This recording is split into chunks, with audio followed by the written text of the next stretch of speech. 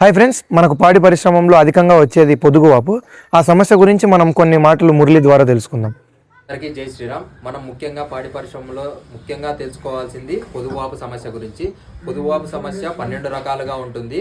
మొదటి స్టేజ్లోనే మనం గుర్తించుకొని దాన్ని నివారణ చేసుకుంటే చాలా బాగుంటుంది. మొదటి స్టేజ్లో ఎలా ఉంటుందంటే పొదుగు మొత్తం స్వెల్లింగ్ అయిపోయి మొత్తం గట్టిగా అయిపోయి పాలు పిండితే గడ్డలు గడ్డలుగా వస్తుంటుంది.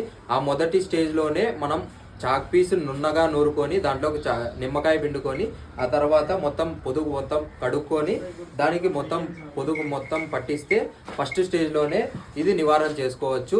ఇంకా అలానే ఉంది అంటే మాస్టర్ ఫాస్ట్ అని పౌడర్ వస్తుంది.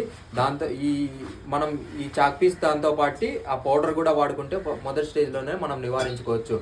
దీని ఇది ఎలా ఉంటుందంటే ఆ మొదటి స్టేజ్ దాటిపోయిందంటే మనం ఒక పాలు ఇచ్చే సన్ను కోల్పోవాల్సిన అవసరం వస్తుంది.